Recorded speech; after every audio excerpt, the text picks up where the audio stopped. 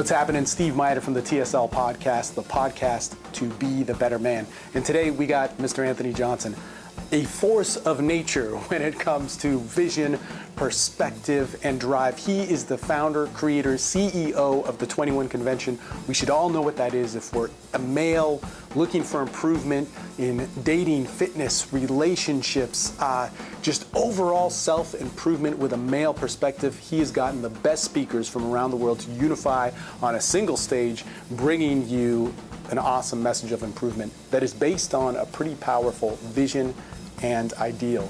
And that is the coolest thing about this podcast. One of the first times ever you're going to hear Anthony, the creator of this, speak on how he manifested this, the power behind it. And man, I know him very well. I'm the host of the 21 Convention that's upcoming in 2014, and I was even blown away by this man's passion and drive. It's something that we should all have a little bit rub off on us and see where it takes us. That all being said, this podcast is brought to you by The Sexual Life, TSL. That's my company. If you're looking at improving your life in any way, especially when it comes to dating, sex, connection, communication, if you're a guy in sales to a guy that just wants to meet better women, check out The Better Man's Guide to Dating and Lifestyle. It's exactly what it says it is. It's an audio program that was created by TSL members. That's how powerful it is. If you are going to meet the best people in your life, you've got to be the best version of you. So check it out. There's probably a link down here somewhere. And without any further ado, check out Mr. Anthony Johnson. You're going to be impressed. What's happening? It is Steve Mayeda with the TSL podcast, and today we have Anthony Johnson, founder, CEO of the 21 Convention, 21convention.com. If you don't know what that is, man, I'd be pretty surprised. If you're involved in anything that has to do with me or a message that I carry, I mean, it has been... You've got to know about the 21 Convention, which is basically a convention and an amazing YouTube channel that has just tons of content on how to be a better man, basically. Anything from health, fitness, philosophy, of course, dating. What else they got there? It centers around specifically on 21 University, where all the videos get posted. Mm-hmm. It's philosophy, it's culture, which is like dating, sexuality, male studies or men's rights. And then health, and then electives is sort of like independence, like you mentioned a little while ago. Independence would center on self-defense, entrepreneurship, and anything in the future that's like sort of miscellaneous, but still important to a man's life. Yeah. So philosophy, culture, health, independence. Let's go back to some history here. I met you in, I think, 2008, like in May or something. Yeah, that's right, 2008. And so the first convention was actually in 2007, which is the only one that I didn't speak at. I didn't speak at that one and Sweden, but that's right. I still spoke at a 2010 convention. True. But man, you were how old when you started this thing? I started organizing it at 17. The first guy I actually invited, I was 17, was Brad P. Really? You know him? Yeah, of dude, course. Yeah, he had a little workshop down in Fort Lauderdale. I mean, a bunch of the guys from Top Layer went down there. And I was just some stuttering, 17-year-old kid. And I'm trying to get him to speak. And he's like, what is it? When? No. He just like, kind of like you did a little bit when I talked to you. You were like, what? No, what? Until I was like, oh, sin speaking. And you're like, oh, sign me up. Where do I sign? That's so weird because John, I thought, only spoke because I was going too. But Brad. He spoke as Mihai spoke the year before. Yeah. That's so weird. Brad, I know personally from Brad, who's a really good guy. Yeah, there's like very few coaches that I'm like full-fledged with. But if you wanted to learn just straight like pick up for what it is, he's actually an awesome coach who has like a awesome trainer. He's a really good dude. But he never speaks with anything that's videoed because he has another life. I guess so. But it's interesting. I haven't thought about that in a while. That he is the first person ever invited to speak. I'm pretty sure. That's so crazy. But yeah, man, you were 17 years old. Okay, when I was 17 years old, I was actually, I was getting kicked out of high school and going into rehab. But when you were 17 years old, you fucking you started this crazy thing that is now massive. Like what people don't realize is when it comes down to the 21 convention, a lot of people do not know you. And I have seen you from basically 2008 on take this thing and go crazy with it. And I mean, it's nuts. And we've emailed back and forth. We've talked back and forth. You know, we've become pretty good friends. And Hosted my wedding, man. You're like yeah, part of the wedding party. I Yeah. emceed your wedding. But Yes. the coolest thing about it is in this time, I think I was 30 when I spoke at your convention, and I'm 36 now. So Damn. Time goes that. 6 years, man, 6 years. And there's even more Wow. about that initial convention that's pretty like important to me. But the the thing about that is I have seen somebody. You said this to me because you were saying, hey, you know what you do with TSL, like you have like a lot of integrity in it. Dude, you are the definition of integrity. Anthony Johnson, serious shit, because guys Thanks. listening and watching this, you may watch his videos, you might go on and see Mark Sisson speak or Doug McGuff, or maybe you watch like who's a really like AFC Adam talk or Gambler James or whatever. Marshall. James Marshall, like one of, but The James Marshall. you might see one of these like big name speakers speak at your event, but they don't know how instrumental you were in making that happen and how much you demanded for that to be access for everybody so that people could exchange information. I mean, it's Yeah. crazy. And where this came from, and Zuzu is a member of my mastermind group, although normally I call him by his real name. But he's like, man, it's the 2006, 2007 top layer. We created some of the best guys. You know, Sock comes out of Yep. there. Man, there's even a Tons of speakers from the convention that came from yeah, there. yeah. But even crazier is like the convention that I was at, 2008. You Well, really took it up to another level. even Go ahead. even you are a product of Top Layer in a indirect sense because you Totally. came and spoke to Top Layer, and that's how I met you. I didn't know that And Sin. I was the only person that, like, I think Zuzu really pitched on top layer because I did a stack Yeah. for this guy Nectar. We'll use their handle Oh names. yeah, I know that guy, dude. Hey, and Yeah. you know who Vlad is who from Yeah. there is actually doing something with me now, and Oh, cool. yeah, Yeah. it's crazy. But top layer is like it, most layers when it comes to seduction are horrible. But Hmm. this layer actually, you know, it created like the same typical pickup crazy mofo type stuff. But this layer actually created a bunch of men who are bettering their lives. It's crazy. You know, it's nuts. But Yeah. and it was run right, and it was basically because of Zuzu. Zuzu. It started with this guy Big Wave, who is also one of the, Dude, I never met Big Wave, but I heard he came to the 2011 convention. yeah, he was my And guest.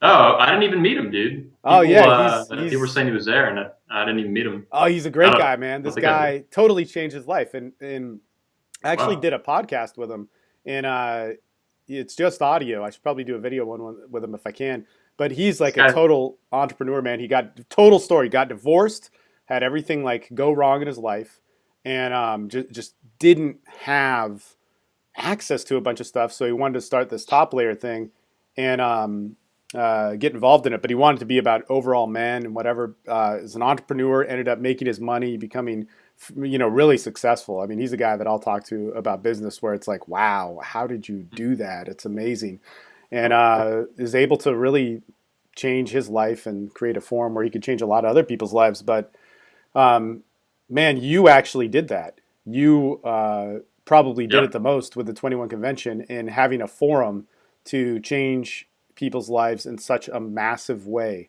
If and you also redefined for me. This is like the crazy thing. Again, I'm 36, but I look back and solely to Anthony Johnson. There's a lot of people who I really respect for different areas of my life or whatever. But if ever I want to look at integrity or finding the right message, I think back at you and I think back at that at the Thanks, 2008 man. convention, and I think back at like some of the other ones at little different times. But 2008 convention, you Yeah. were in a bind. That was the You worst time, definitely. you and I've been there too. Like I know how to I just made a email about this, so I'll probably make a blog post. I know how to make money, but I don't know how to manage things right, and it can screw stuff up. Yep. And 2008 convention, you were like, shit, man, I have all these people I was in a bad here. spot, man. I hired this awesome camera guy because my vision, this is before videos were online. You hadn't really started the YouTube channel, or if you had, it was really small. Yeah, it was tiny, and most of the videos were hosted on a proprietary site from another company I partnered with. Hmm. The YouTube channel only had like a few things on it, like the trailer and maybe one or two other things. Yeah. So I should have done it, dude, from YouTube from the start. God, dude, that was a bad decision not to go with YouTube from the very beginning. Even though you couldn't upload full length videos then, Hmm. I should have put it out like I do now with the parts, and that was business wise, that was a bad decision. I'm making up for it now, but if I had done that, dude, the channel would be like more than twice the size that it is now at 50,000. It would have Yeah. 100,000 plus subscribers. It would Yeah, be like, but whatever, yeah, man. Nobody knew that could then. yeah, coulda, shoulda, woulda. Yeah, Yeah. YouTube was new back then. But you did something that people who are trying to just make money and do crazy stuff with YouTube, but you did it all organically. You did it all yourself. And Mhm. at that 2008 convention, man, you were basically like it was like 5 grand for all the video stuff or something like that, right? It was More than a little bit more than that, yeah. yeah, okay, you remember. But Oh you were yeah. like, fuck, man, I don't have enough money for the convention room, for the video, blah, blah, blah, blah, blah. How can we do it? You sold your fucking car to do that. Wait, I sold my car twice to fund the convention, two cars. You like when, I mean, I remember it. It Dude, was, I even sold a boat. I had a boat that I had to sell eventually. you I had a didn't have to, but boat? I chose to. Yeah, I grew up on a boat, Jesus. man. I had a Ah, boat since I was like 12 years old. It's a boat my dad bought me when I was a kid. that's badass. Uh, yeah, I was fortunate to get that, from my parents, but it was in my name, and then I just sold it a couple years ago and pumped it into the company just to Yeah. make sure everything continued to float right and work well. So Plus, it's expensive as hell to keep a boat. how the hell did you do that, man? You're 17 years old and you had this vision, and what was the initial vision? I wanted to create. Well, it was for me, so it's still about me and all about me. And in some ways, I do the convention because it's what I want to exist because it doesn't exist, and I want it to exist, and I want it to exist specifically for what I think is important to me and my values. So there's no other event like the 21 convention. People, speakers, and attendees say this all the time.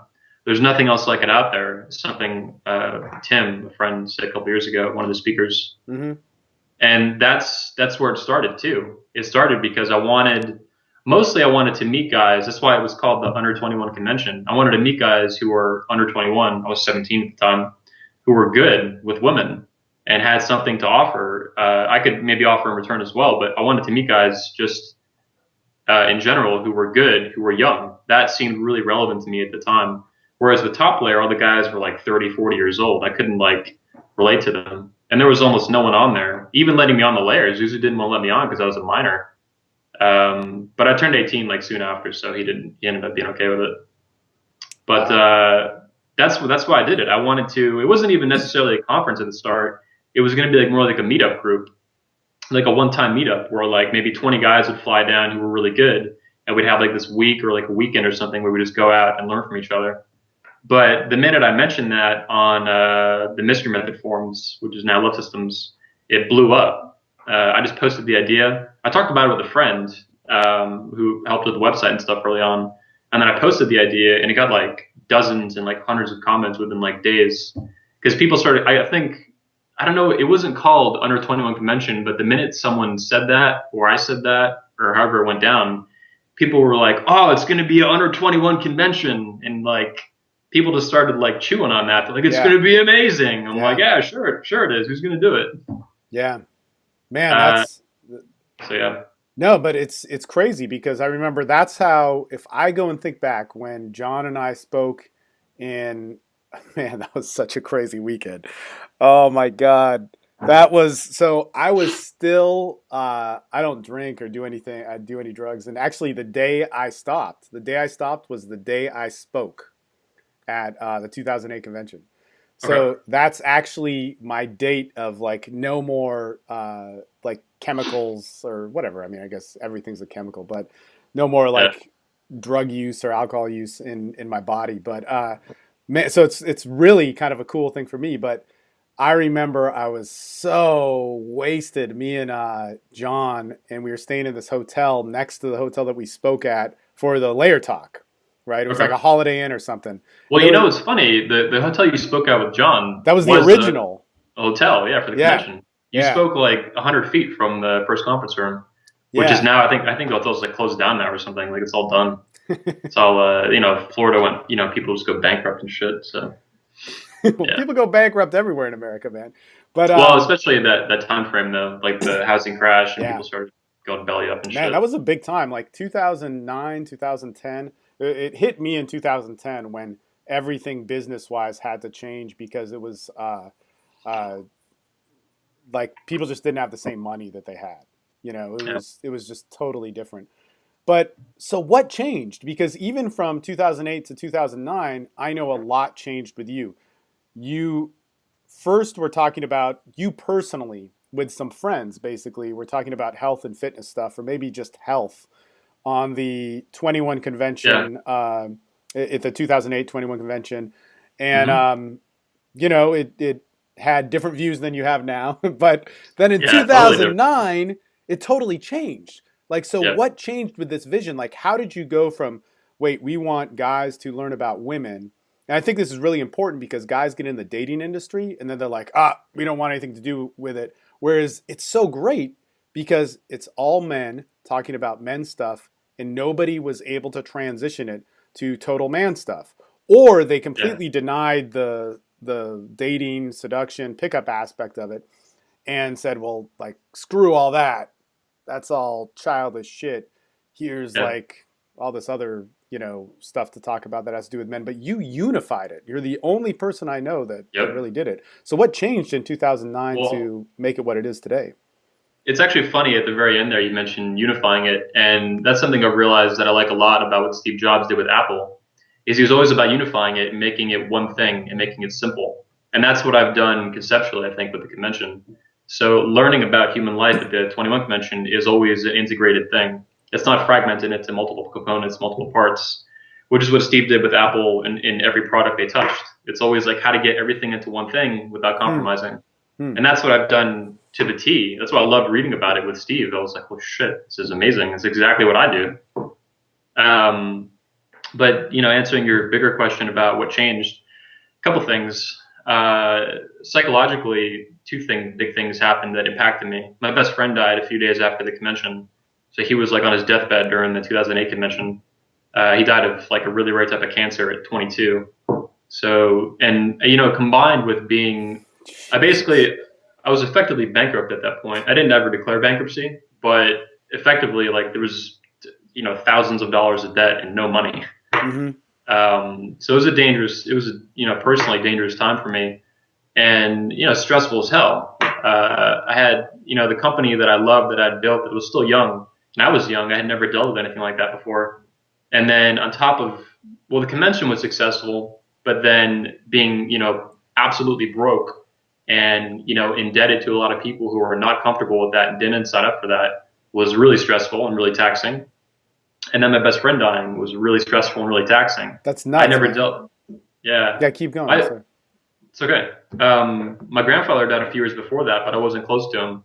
And other than that, that was the closest death. Well, my grandfather dying was the closest death I'd experienced. The relationship before that. So my best friend died. That was like huge. Like I yeah. had no experience with dealing with that. And those two things I think made me grow up really fast. It's the reason people think I'm older than I am. I think a lot of the time, and I'm calm and focused on what I do because that changed me, man. Those two things in tandem, probably 60-40, being like bankrupt or very close to it, and then my best friend dying. So 40 bankrupt, 60 friend, and that was just traumatic as hell, man. And for like the whole month, I would say the whole month of August of 2008 is when it really it transformed me or changed me for the better. I got depressed from it, but that depression, like very severe depression, I would say, it affected me in a very positive sense. So I was resilient. I didn't just confront it and do nothing with the trauma that I was experiencing psychologically. I grew from it tremendously.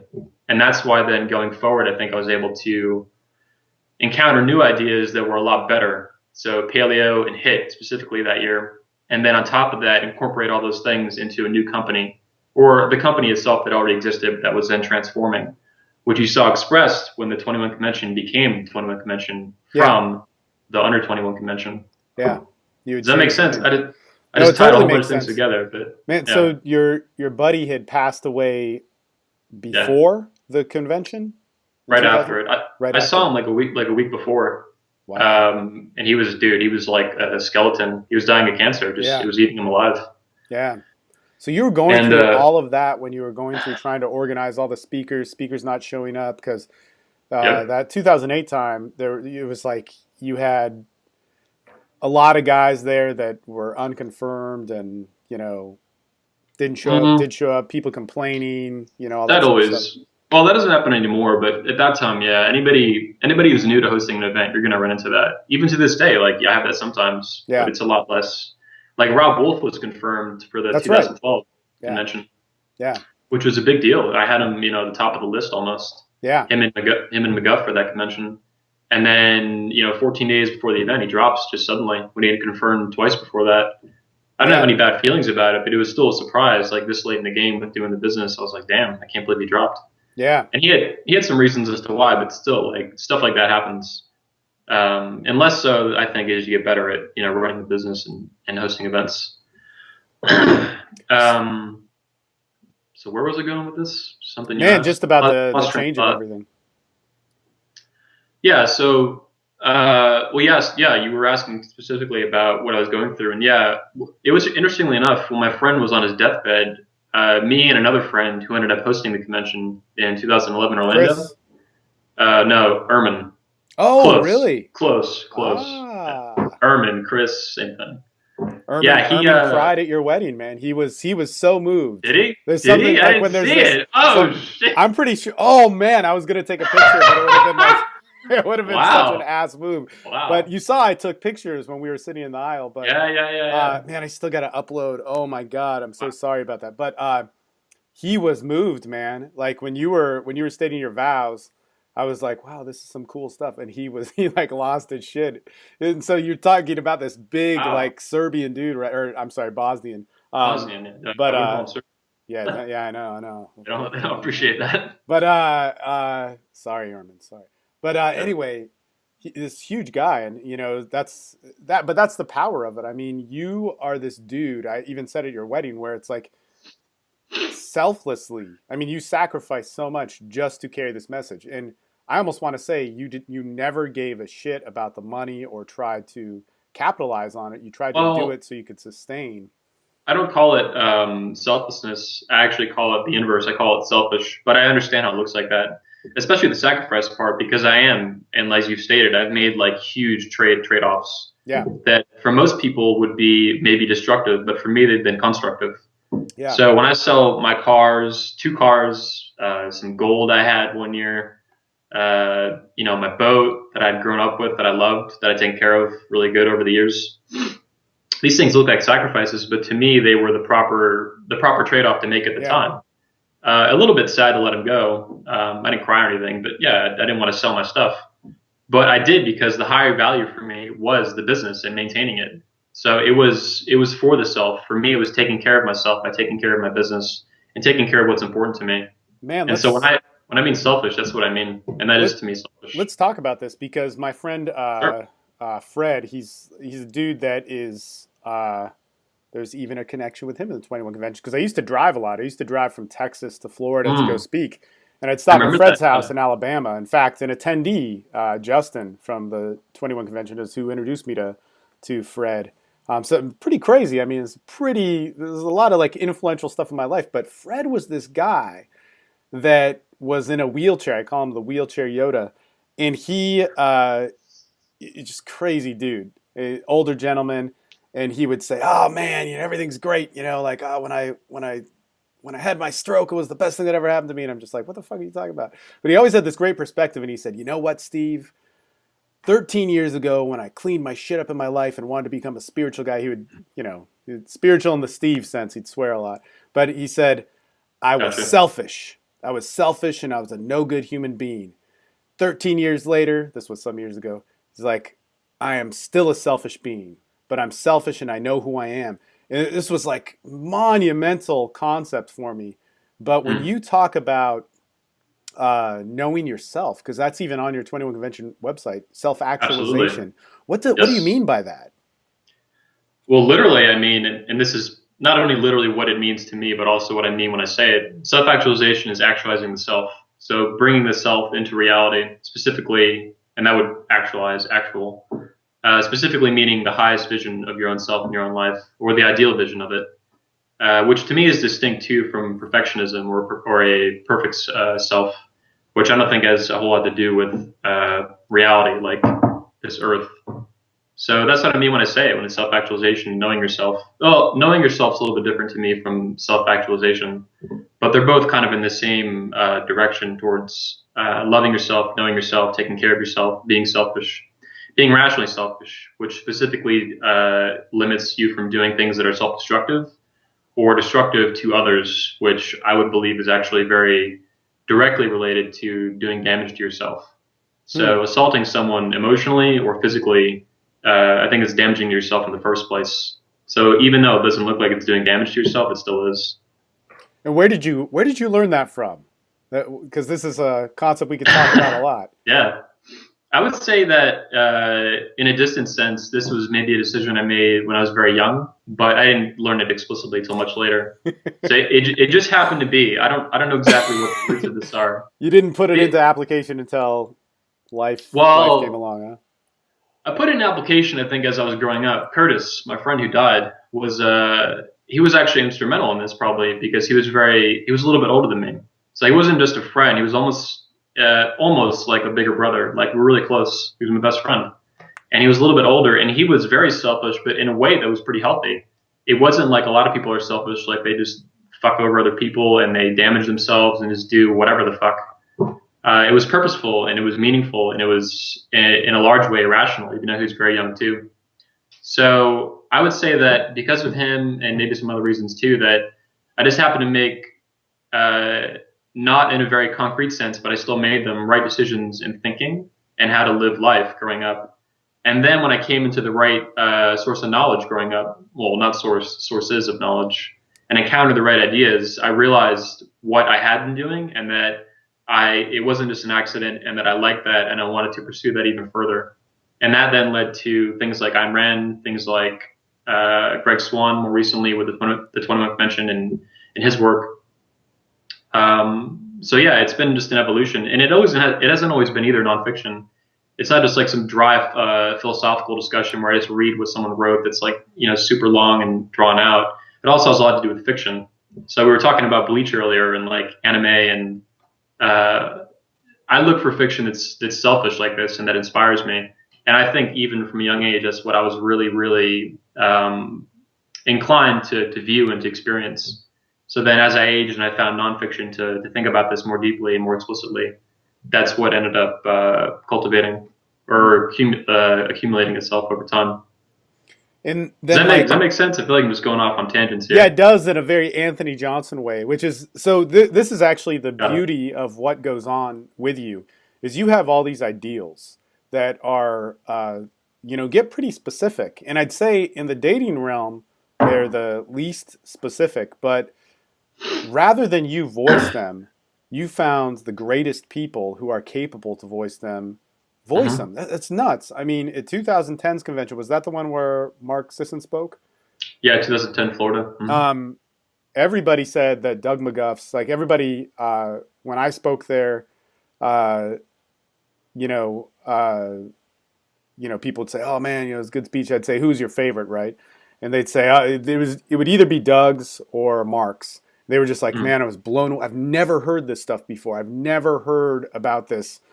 Primal paleo type lifestyle. I've never heard a doctor speak. I mean, that was the crazy thing. There Yeah. were these, so just to put it in perspective, I mean, really, you came from like pickup dudes are not necessarily the most together guys, right? And still to this Yeah. day, there's like all Yeah. sorts of craziness out there, including myself. It's like I birthed from that and found myself to That's be able it. to grow up in it. But the convention was so much a definition for that because it showed me how it translated. When it Yeah. stopped becoming about get, seek validation, all that sort of stuff, it and started to become about how can you improve yourself. This is Yeah. clearly something to improve yourself, and we can speak on stage and be adult about it and have a really powerful thing. That came, especially, I'd say big time, when I started to see those speakers come on. And even Yeah. 2009, I mean, when Drew Bay started speaking, and Hmm. people really, really had a big impression Yeah. I on owe a lot to that. Drew Bay. It's really Drew Bay, meeting him in person at his house and then working out with him on the arts machine that he had at the time. That was instrumental in getting him to speak. And then when he spoke, that was huge in getting other speakers to speak. He was really, I have him to thank for that or permanently, because yeah, him speaking was just such a huge factor going forward in getting guys like McGuff and Bill DeSimone and Mark Sisson to speak. It made it like, because he lived in that area and we met and he trusted me, it made that link that then led into so many other different areas. And once it started, it now has never stopped. Yeah. I can get any speaker I want on those. Oh, not any speaker, but any speaker from any field. I can really invite, Well, you even if it's actually not. at the Paleo FX Keith Norris's conference in Austin, Texas, Yeah, you had Dave Asprey approach you. yeah. Him and Army Leggy, I think, worked with him at the time. I didn't even understand how their company was structured at the time. I thought they were both like owners of it. I think it's Uh-huh. just Dave. And yeah, they came up to me and started talking to me, and they wanted me to look at Bulletproof Coffee, which I love after the fact. But at the time, I barely knew who Dave was, Yeah. just a little bit, because Army had commented on my blog a lot, and so yeah, Really? they came up to Wow. me, and I don't think he works with Dave anymore, but they came up to me and yeah, we started talking, and then they wanted to speak, and I was like, all right, I got to think about it. And I looked at his site, and I was like, yeah, this is great. And then Mm. eventually, a couple months later, we signed on to speak, and he did. Yeah, I And mean, and it was an excellent speech. At the yeah, 2012 in Austin, that was freaking awesome. And then it does really well in viewership too. It's been killing it. It's been out for a few months, and it has like 50,000 already, which is Jesus, really man. good. Yeah, it's really good. That's what I always wonder about these guys because I don't pay attention to the YouTube channel enough, but I do. you do.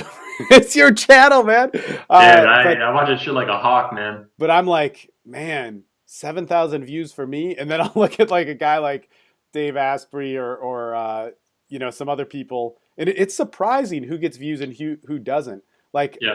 I am surprised. Like early on, AFC Adam got mad views or Adam Lyons, Yes. but now not as much. And Yeah, that's true. Yeah. like who else? Like James Marshall, he gets pretty substantial viewing, He right? gets a lot, yeah. Even his new speech, it just came out and it's got 12,000. It's been out for like 2 weeks, Wow, wow, so that's really right? good. Yeah, good for It's a him. really good talk too. So it's exciting to see that. Yeah, Uh, it's from Melbourne. yeah, the main keynote. The other ones do okay. His little opening and closing ones. Well, his closing one's not out yet, but the opening does okay.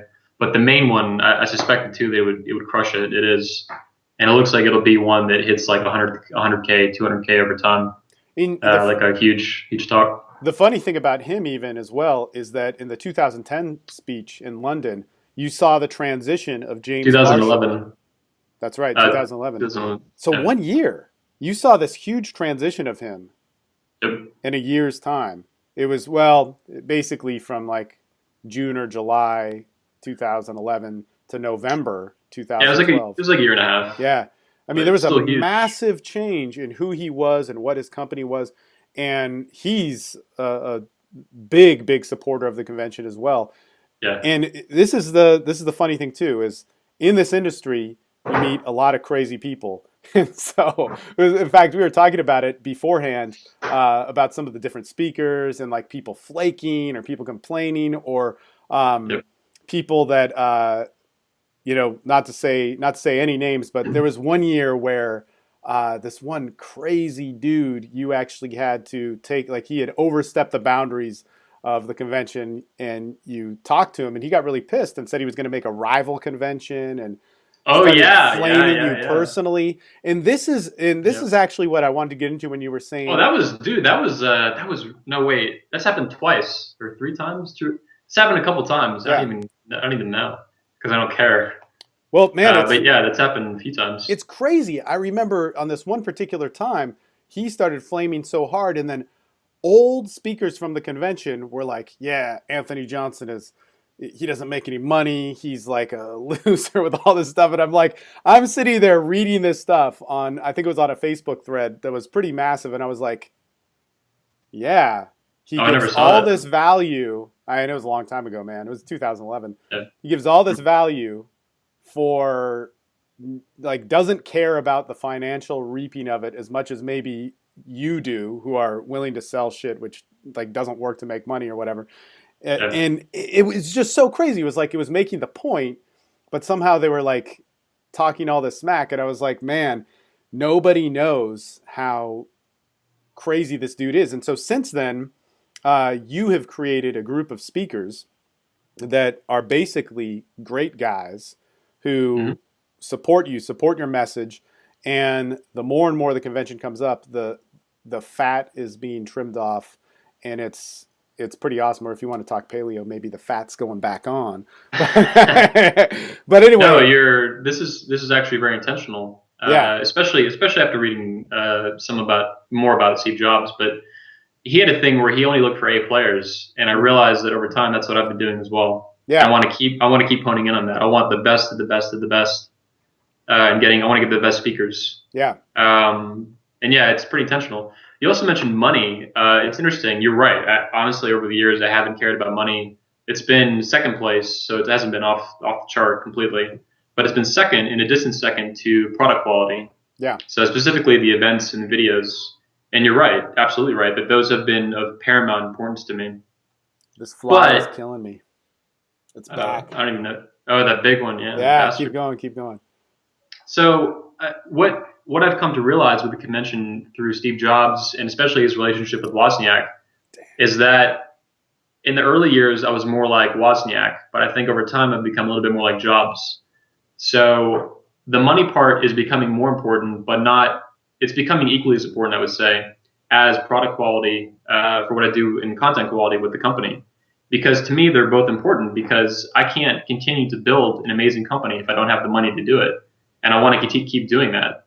So I actually want to make a lot of money at this point, but I want to do so without compromising even a millimeter, not at all. But And so see, that's why, go well, ahead. this is what's important, man, is that it's truly selfish in the right way. Whereas a lot of people want to make money just because it's the thing to do, or they want to consume something. And Yeah, it's stupid. It's man, a well, bunch of I actually nonsense. want to talk about this because we know so many guys in many industries.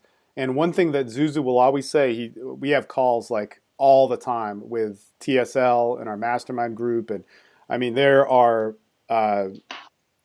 16 hours of group calls a week, every week. I mean, that's how much like Wow. we have a group. It's basically like a men's group. It's the best thing in the world. Man, you should come on sometime. But Yeah. with the mastermind, there's even more calls. So it's ludicrous, but it's awesome. It's so cool. And all of my products are influenced completely by my group. And it takes a long time for stuff to come out because they review it, they critique stuff, and I rearrange it. But one thing Zuzu always says is he's like, man, I've never met a guy who came out of the pickup scene who was good with women, good at pickup, good at whatever, who didn't sacrifice a part of his life for it, who didn't end up with, and he'll specifically say, a chemical dependency problem, some delusion of grandeur, I have some like, of those for sure. yeah, well, man, I mean, Yeah. the crazy thing is he says that it was so obvious at one point that people who were good with women were doing it just to either cover up or distract them from the stuff really going on in their lives. I think for Yep. myself, I knew I was crazy or wild or doing whatever crazy stuff, and I just wanted to get laid a lot. But but you didn't clean up that stuff. You didn't like. In for me, sex was so powerful, socializing, making friends, all that sort of stuff, that it forced me to realize, um, basically, like, wow, I've got to change it. That's why I'm so grateful for sex and seduction and even the dating industry culture, because it made me change and it so Yeah. gave me a definition of things. But when you talk about people running businesses or whatever, even with my business, the selfishness that you're talking about is a little bit different. Whereas the selfishness, when you're selfish to a disorder, or you're selfish to an insecurity, or you're selfish to some sort of anger, and you even brought it up with like blaming people, being judgmental, talking shit, all that sort of stuff. Those to me are Yeah. symptoms of what I call antisocial behavior. And if you continue with them, you'll develop an antisocial persona and you'll just fucking hate people. And it's not healthy. But to be selfish with what you really believe in is a different thing, and you're Yeah. supposed to be. Um, that being said, like, how was it that you found the balance between that? Like, where, I mean, you've got to have been tempted with your business. You've had to have offers of I have Nope. people offering me weekly to help me with marketing or whatever, and I'm like, no, no, it's not my voice. I think what's made it easy, I don't know about easy, but it's been very stress free for me to maintain my integrity and not do these things, is because I repel these people. Those people hate me, I think, a lot of the time. They're not even attracted in like in a vampire kind of way to like suck money out of the company or something. They don't want anything to do with me a lot of the time because what I do is polarizing and it's antagonistic to what they believe and what they think on a daily basis. Mm-hmm. So I think it's even if anybody ever gets past that sort of barrier, I don't give a shit. I don't know anybody who's ever been able to tempt me into doing something stupid. Tempt me to do something stupid that is clearly to me a compromise on who I am as a person. So I know who I am and I live by that every day, every minute. And for someone to be able to sucker me into something that is just not an act of self adoration, as Greg Swan would say, Yeah. is just it's just ludicrous to me. I don't know how to live like that. Like I literally don't have comprehension of how to live life like that. And I don't think I've had that. I haven't had that at any point in my adult life. I just don't. I don't understand it. I don't like it. I don't want anything to do with it. I love myself. I love my company. I love my business. I love my wife. And I love living on Earth. And that to me is really clear. And it's been that way. It's been really clear for a hell of a long time. The entirety of my adult life, and it's only gotten clearer over the years Man, as time goes on let and me ask you different stuff this. happens. Who Shoot. who did you learn the most from in terms of, self-love or self-adoration? Who was a really powerful person because you know so many people? Outside of myself, right? Yeah. Because people always ask you that. They're like, "Who's your most influential person?" I Just like saying the catch guy this in the fly mirror. here. Yeah, Oh shit. got the Obama So grab. it's you. Yeah, I would say that first and foremost, it's me. But that's probably not what you're asking. You're probably asking outside of myself. Yeah, what person outside yourself? What speaker or any of that? Because I know a lot of It's guys influence you in a lot of ways. definitely. I would say four people. All four of them are dead, sadly. One of them was alive, and two of them were alive in my lifetime. Two, no, three. Anyway, we'll go through it, and it'll be clear who they are and how that works out. So number one that I had a personal relationship with was Curtis, my best friend. It sounds like just a childhood friend, but really he wasn't. He was extremely influential in how I grew up, specifically in ages like I met him at 13, I think. I might have just turned 14. And then we were friends until I was like 20. So 6 years, a little over 6 years maybe. And that was a really, important time in my life as far as like growing, not just as a person, but also I think physically as well, like how my brain developed and the kind of decisions I was making and habituating over time. And I think these were good things. So it was just, incidental that we happened to meet and then become friends. I think it was chance, but we developed that relationship over time, that friendship. And he was a really good person to be around. And him being dead is still to this day, it affects me. It was a life changer for me that Mhm. like, obviously is irreversible and nothing I can do about it. Well, nothing I can do about it in a reverse sense, but I can only now accept it and go forward with it and have it support me what I want to do with my life and who I want to become. Before you go on to the other folks, like what Sure. what specific values did he instill in you? Like, what do you Probably see in your life today that you're living that? almost everything. To say everything would be a stretch, but almost everything. So it was just the entirety of the way he lived his life. He was, he never had a chance to get into entrepreneurship and careers and do things creative in life But I think had he had the foundation that you're now seeing me apply, that was just absolutely marvelous for living the kind of life of self-adoration and self-love and loving yourself and taking care of yourself. He had that, and it was really, really good. How he had it and why he had it, I'm not exactly sure. It's something I think about, but it's not something that I've like formalized into ideas I can just kind of get out off the top of my head. But to get some more specifics, selfishness. So taking care of yourself without screwing people over. That lack of contradiction and being selfish, it's really rare today. Not just in philosophy and written philosophy and discussion, but also in people living their life.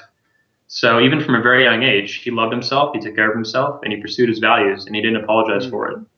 And he did that, just as a kid. I met him when he was 16, I think, so he's a little bit older than me. So even from a really young age, that's how he lived. He wasn't perfect with it. He made mistakes too. But I think for how young he was, it was just incredible to be around it. I know personally that's how I experienced it. It was just constantly like I looked up to this guy, and yet we were just like the best of friends. So it was really neat to be around and really really rare. I mean, I realize that not everybody has that. Clearly, I know a lot of people, especially younger people, that don't have that. But I did, and I was wise enough to learn from it, even a little bit at the time, but especially enough to remember it and then learn from it going forward in life, looking back on that and what influenced me on the decisions I made when I was young. And how, when you're young, little stuff, it's not little stuff then. Even trivial things that are, when you were a kid, that shit was huge. Yeah. And so those same things now I'm able to, I suppose with regards to him specifically in our relationship, I'm able to look at the things he said, what he recommended, and what I did that was not right or was right when I was around him and we had mutual friends and things that would happen. I can look at those decisions and I can extrapolate or pull forward good principles from them. And above all, because of who he was as a person. I would also say too that he was inspirational. So he did crazy shit, man. Like he was constantly doing small events for his friends, like Really? 10, 20, 30, or 40, 50 people. Yeah. Like you were talking about like getting boats together at age like, 17 or whatever, and just going out to like islands with like tons of people and just doing, dude, he brought like this. That sounds like the coolest high school experience ever, man. Dude, he one time got arrested from like the Coast Guard and like the water patrol, the Marine Patrol, because he had like 30 people on like a 15-person boat. Oh, so the God. boat was gonna like capsize, and everybody was like shit faced, like. So it wasn't always the most responsible stuff, but he was always willing to do stuff that no one else was willing to do. Like another time too, he got his car stuck in a beach because no one else wanted to tow his friend's jet ski out of the water, and so he's like, "I'll fucking do it." So he did it. And then his car got stuck, and tide came up, and the car technically sunk. So It's like stupid mistakes that you make as a kid. God. But what I pulled from that, even at that age, is like he was always willing to put his foot forward and do things when everyone else bitched out. And that too was really rare. I have good friendships when I was a kid, but I don't know anyone else from my childhood that was able to do that. Nor did I ever really hear of anyone doing that. No one had that kind of courage and integrity to do things. You bring up something interesting. You said like when you're doing stuff as kids, a lot of times it's your first time experiencing something. You have the 21 convention.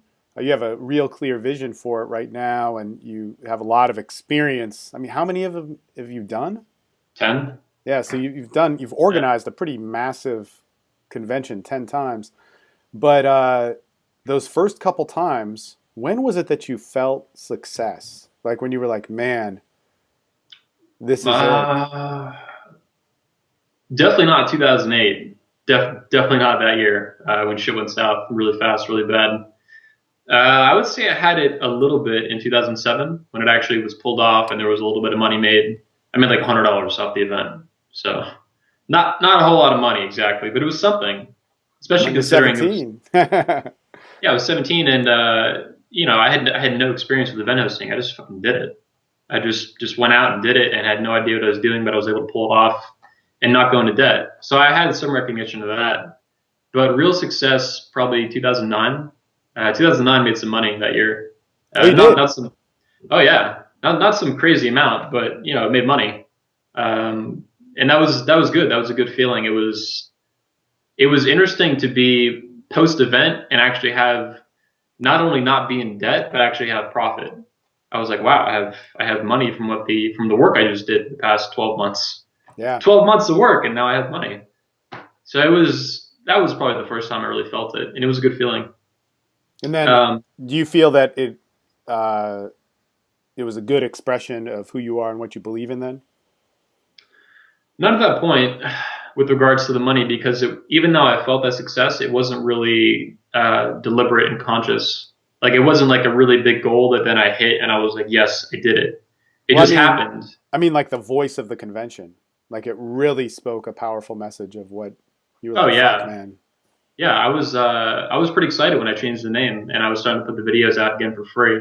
Because in 2008 the videos weren't free, so these are some big changes. Putting the That's videos right. back out for free, Yeah. and then changing the name and changing the direction of the convention. I was not incorporating. It was controversial at the time.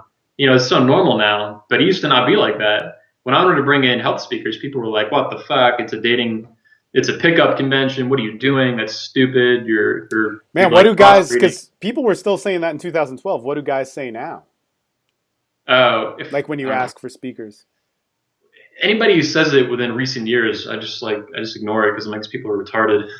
They're so out of the loop, so clueless, and so they're judging a book so distinctly by its cover. It's just laughable. Hmm. So those people are just fucking imbeciles. I don't listen. I don't, just be totally blunt with you. I don't care. And like I don't care to the point where it's like a fly that doesn't even like it. I don't care. It doesn't make any sense to me. So I don't know what they're talking about. Like, are they actually talking about the company I built? Like, they're just stuck in the past or something, Yeah. or whatever they're doing. Yeah. They're like, look, they're finding one video, and then they're like, oh, wow, one video is like this whole conference of like 1,000 videos, duh, which is not, of course. So, does that answer your question? Yeah, I don't. When people Yeah. say Sure. that, I Sure. don't. And Do they then, still? Oh, do they still say that? I don't think so. It's pretty far gone at this point. well, if you were to If they ask, do, like, let's say a high name speaker that you've never worked with before, they might be like, well, what, there's all these dating videos. I don't want to be associated with that. Um, yeah, what I do don't you, even. that I doesn't would happen, just. huh? It doesn't happen at this point, I don't think. Probably because when I invite new speakers, I typically introduce them to the speakers that are most relevant to them, that they have the highest likelihood of knowing. So whether that's James Marshall or whether that's Mark Sisson or Doug McGuff or whoever, I bring that up to them first and foremost. And that then kind of sets the tone for the discussion that we're going to have. No one in a long time has brought up like, but you have dating speakers. Like it doesn't. If it does happen, I'm not even registering it as something that's happening because Right. I just blow it off because it's not true to me. It doesn't. It's just a mistake that the person's making. It's not some offensive attack or insult at this Yeah. point. It just at least if it is, I'm not even registering it as that. I'm just like this doesn't make any sense. It's not like that. It's just matter of fact to me. It's very. I know what it is. I know who I am, and what I'm doing with the company is it's crystal clear to me. And anything, no one else can determine that but me. I'm the primary stockholder. I own it. I founded it. It's my company. It's my baby. So if anyone says anything that's not factual about it, it's just nonsense. Yeah.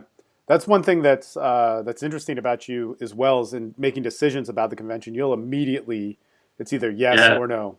yeah. If and It's real clear cut. and I even know like there are some speakers and maybe like I'm always coming to you with speakers to recommend like, but Yeah, if that person is in any way like, oh man, it's hard to explain, but there's a certain vibe of the wrong kind of selfishness or just real in it for themselves type mentality. You'll just be like, nope, done. Don't want to deal with you. And it doesn't matter how popular they are. Like that's something that's yeah, very like yeah, your integrity is far more important than anything that will, let's say, leverage the company. And I yeah. think No. that's why money was a second, very important. And it's Honestly, it wasn't as important. I think that's why I had problems. Now it's becoming a closer second. Now it's like, all right, this is the fuel for the company. This is the soil that I yeah, plant the roots of the company in. So I need yeah. to make sure that it's good soil.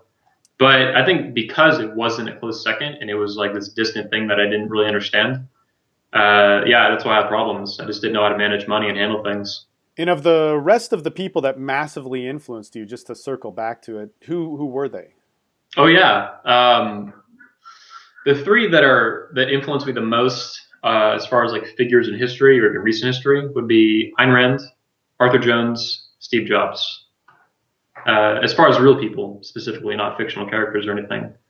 Yeah, those three people in tandem. So Ayn Rand, novelist, philosopher; Arthur Jones, inventor, and guy who's worth, genius inventor, author, just general, real American badass, not some like new neo-modern like hyper-masculinized nonsense out of a movie. This guy was the fucking cross between Iron Man, Indiana Jones, and like Hank Reardon, like a real genius inventor. This guy's awesome. And so, how can people find out more about him? They can Actually, peruse his how does website. he influence the convention with you? Well, he founded Nautilus Inc.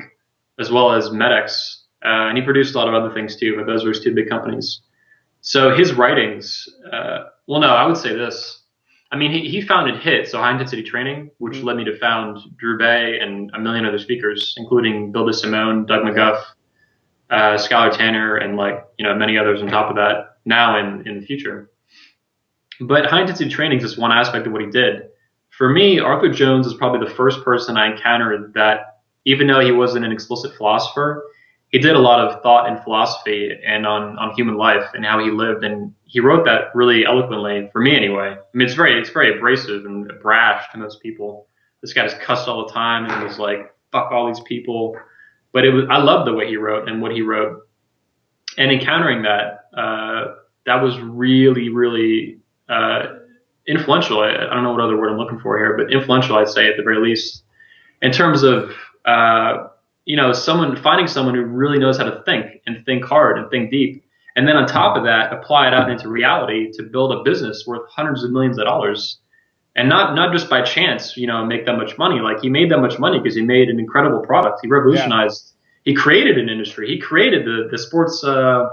The fitness industry as you know it now. It all comes back to him creating Nautilus centers. I mean, for years, I didn't know what made Nautilus different, and now it's so clear. Yeah. But I mean, it does something which is really unique with building Yeah. muscle. I mean, I didn't really care about it before, but because of Keith and Skylar and Mark and all these other guys, because of the 21 convention, I mean, it's like so crazy. Keith Norris has influenced my life in so many ways, as well as Mark. Probably more with Mark. I talk to Mark all the time. Mark Sisson? No, Or Mark Alexander. I think I meant Mark Alexander for a second. Yeah, Mark it's funny. They live in Austin, Mark Alexander, Keith, and all these guys. And I've worked, and Keith is a pretty phenomenal. I've never been more powerful than when I worked on the ARX, the machine behind you. I worked on a different version, but that's right there. But yeah, I always talk to Mark Atobre about fitness. I really like him, and it's just different when you talk to an expert. And I remember in I think 2010 when I met Keith Norris, it was clear from talking to him. It was with you. You met him in 2011. Okay, the guy was an expert. I mean, the guy was an expert. Yeah, it was just so clear. He wasn't. He's extremely intelligent. Yeah. But that was so cool. I'm not sure where I was going with this, but with the Nautilus machines, because that's such a different way of lifting and using your muscles and all that sort of stuff. Well, especially at the time it was invented, it was totally like you had nothing then advertised and promoted but like barbells and maybe some dumbbells. Mm-hmm. And it was all these dudes lifting in these like dark dungeon gyms. And Nautilus machines were not only better for the most part, depending on what you want to do, but for the most part, they're substantially, if not dramatically better than free weights. And on top of that, anybody can use them. So the way they're designed, you can have people go into an air-conditioned facility like an LA Fitness or whatever. You have AC, you have lights. Music is not such a good thing, but there's that too, unfortunately. And you have people that can go into a gym now, and they don't see it as something that other people do. They see it as something they themselves can do. Whether you're, some 16-year-old kid in high school training for a sports team or whatever you're doing, whatever your sport is, or you're an 85-year-old woman who has like osteoporosis or something, and your doctor said that if you work out, maybe it'll prevent that or slow that down or whatever. Or you're your age or my age, or you're in your 40s or in your 50s, anybody can go into it. You can get on a Nautilus machine. You can figure out how to use it pretty quickly yourself, or even if you have a trainer, very quickly. It's very safe. And you never had that before. You just had these fucking barbells and dumbbells that no one knew how to use, that only these huge jack dudes were using. Then it was all like intimidating and dark and sweaty and like disgusting. So Nautilus brought his company and his machines brought fitness out of that like dark time wasn't necessarily the dark age, but it was like a darker time. Mm-hmm. And now it's like well lit. It's everybody does it. It's accepted as something you can do. And sadly, that then went into like cardio and stuff and the aerobics craze. But at least it got it out of like just barbells and dumbbells that were like underneath a stadium, in high school. That's man, this flies back. The thing is that when I started working out with Mark Otobre, he had me hire a guy who was local in Austin. But now, dude, this is the caliber of Mark is the shit. He's an awesome dude. But he had me hire a PICP coach, which is a Poliquin Institute. Poliquin, yeah. So, man, that was crazy. And I can go to Keith with this stuff, who's equally is able to show me the proper lifting form and all that sort of stuff. Yeah, him and Mark I've always thought would get along really well. Yeah. I don't know if they've ever talked, but I don't think so. Maybe no, because they're both fans of. They're kind of different. Like Keith is so American, which I like in a lot of ways. I mean, he's such a straight shooter, but in true athlete. I mean, I think what's so interesting is Norris athlete first, competitive, learn that, and then because of that, learned the proper ways of staying in shape and fitness and longevity. That's what I like about what he writes too. Is Keith is like I think he would describe himself above all as a physical culturalist. So he's interested in the entirety of anything to do with like using your muscles, which is a really broad thing, but he's very explicit in being for that and in being interested in that. And other people, you don't usually see that. You either see them just into athletics and things of that nature, or with HIIT, just exercise. And like anything that doesn't use like a Nautilus machine is stupid, which is not. But that's kind of it puts you like in these categories where people don't, like a scholar says, they don't communicate anymore. They stop engaging with each other. And Keith to me is a person that has both of those things, especially being around Skylar. Yeah, he has both of those down tight, and Mark Alexander too, being around him. Yeah, man. Anyway, I started working with this guy Luke Lehman, who was in Austin, and he's now one of the main coaches at the Poliquin Institute in Rhode Island. Dude, that guy, he's like very similar to Keith. It's pretty awesome. But he went through like 100 lifts with me that Mark was having me doing of showing like proper form, what happens when you don't. And man, the gym can be a freaking danger. You can really fuck up your body this is something that you always talk about. I completely agree. Yeah. I harp and take a lot of shit for it on it. And that's also why you work on the ARX Fit. Yeah, to a huge degree. It's extremely safe.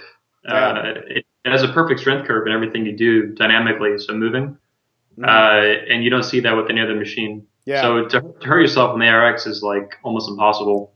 You have to really be a total fuck up in using it to hurt yourself. I was actually lifting yesterday, and I do free weights and all that sort of stuff. Man, and it is so easy. I've talked about this with you before. When you're pushing a certain weight that you haven't done or challenging yourself in that way, it's almost impossible to maintain that good form. And it really gets in your head. And you always bring up back squats, barbell squats. And it's so easy, man. It's so easy to lose form. It's so... In fact, if you were to just go online and look at how to do them, there's videos showing you how, but then to translate that into actually doing it, it's so difficult because especially if you're going Olympic style and going all the way down, you have to rotate your hips. Everybody's hip joints are different too. It's just very difficult. Everybody's different hip joints. Not only on top of that, everybody's hips are tight a lot of the time because they sit a lot. Mm-hmm. So everybody has all these. Not only are everybody's bone structures a little bit different sometimes. Then on top of that, everybody does different things in their life. Like I sit in a computer chair a lot. I get up and walk as much as I can, but it's still like everybody has their own unique things that they need to deal with. And then on top of that, even with the coach, look at the coach from CrossFit. That guy's fucking paralyzed from the waist down for the rest of his life. I don't know if you saw that. Yeah. He wasn't doing a barbell squat. He was doing like a snatch or something. I don't know. Snatch, some crazy shit. Yeah. And he's a fucking coach, man. And he hurt himself. And like, how much different is that from a barbell back squat where you need like, to do any amount of weight that's considered heavy, you need like a fucking coach. And then even the coaches hurt themselves doing stuff sometimes. Like there's no way out of it, and you're putting your spine at risk. To me, it's all just ludicrous, crazy shit. I don't know why you would ever imbeciles. It's nuts, man. Like your life is so. I love myself. I love my life. I can't imagine putting myself in intentional risk in the pursuit of health. It's one thing to get in a car and drive around and risk your life getting in a car accident, but that's just part of living life. but risking yourself of significant or deadly injury for all you know in the pursuit of health and a better physical life is just retarded. Well, There's no way this works out for me. I have no idea people get rid of this cognitive dissonance with it. it's an I don't interesting get thing it. because I mean, I fall into that category, especially in training martial arts. I just recorded a video with Ed because he's doing this. Man, it's really good stuff. I Yeah, he's been telling me through email. Yeah, Man, we recorded some stuff. That guy is so good. He's the best martial artist I've ever worked with. I mean, yeah, I've worked with so many. I actually train at multiple gyms now. I train with a lot of guys who fight in the UFC now, yeah. and who are great in that aspect. And but With Ed is defense and martial arts, you mean? well, yeah, yeah. I mean, like you work like Tim Kennedy trains at my gym, and he's a UFC fighter. He's got a fight coming up with Michael Bisping and on the 15th of April, I think, or something like that. But and that guy, it's insane. You see, he's a phenom. He's a former Army Ranger. You see that guy work out, you'd hate it. He's got a barbell. I don't know how much is on it, but it's like 200 pounds. I mean, it's a huge amount, and he jumps, goes all the way ass to the ground, Oh my jumps god, up. dude. But you know, training for Dude, that's fighting. so bad. Oh, totally, man. Totally, Yeah. totally. If You I do know, that with just the bar, a teenager, a high schooler, I think a high schooler, or like a freshman in college, he broke his back recently too doing that. Like maybe 4 or 5 months ago now, in some state, at some college, he was doing a step up with a barbell on his back, where you don't quite jump, but it's sort of like a yeah, jump. totally. And yeah, he just fucking came down on his back and he's paralyzed now for the rest of his life. He's in a fucking wheelchair. Yeah, It's crazy, man. man. So Yeah, I wonder sorry to about interrupt. that whole thing because, like, with myself, Ed, all these guys, you get injured so much in training martial arts. But there is a difference because that's kind of part of the process of training martial arts, and there's a Yeah, degree of physicality that people enjoy with it, where you that comes with the territory. But you know, in training jujitsu, you don't have to get hurt, but you can get hurt very easily. But if you train carefully, so it's kind of yeah. a weird thing, you know. Whereas Ed came from a background. Check out his 21 convention video, Ed Aiken, Yep. the Killer Instinct, I believe it's called. But his company Developing killer instinct is developing, okay, developing. Yeah, developing the killer instinct. I mean, dude, the guy, when he was learning martial arts, he was learning fighting. He learned, let me get this sucker. Let me get it. Let me get it. Oh, I think I got it. Do I got it? Do I got it? No. But uh, but anyway, he had to learn fighting. I mean, he street fought. And he yeah, talks. He has now all these like articles on it and shit with people yeah. that he fought and stuff. But I mean, you get injured. You get I'm crazy shit. fucking sure you do. Yeah, My teeth are chipped because of Ed Aiken.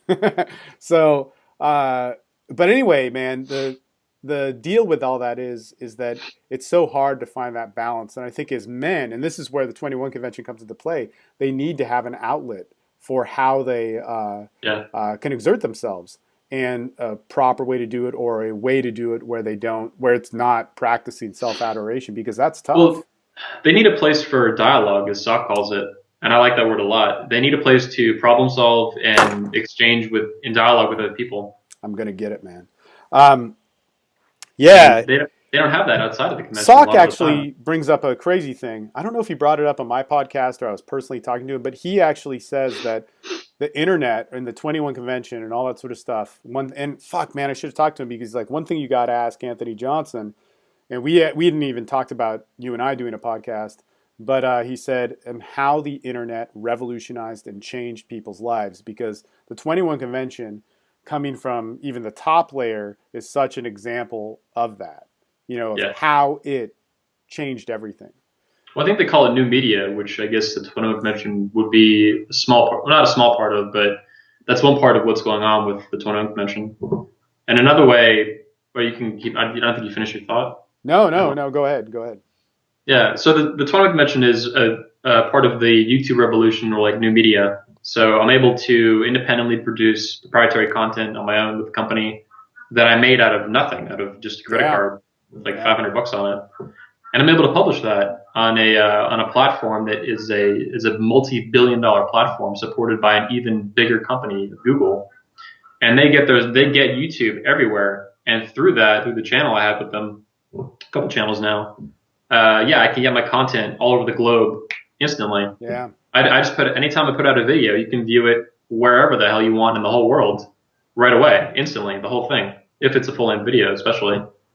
And yeah, being a part of that, it's pretty awesome. And I'm critical of Google sometimes with the things they do, but I still am hugely thankful of what they've done with YouTube. Even though I think it's perfect, just being able to get on that, and then on top of that, monetize your content and just put ads in it like a television show is just fucking awesome.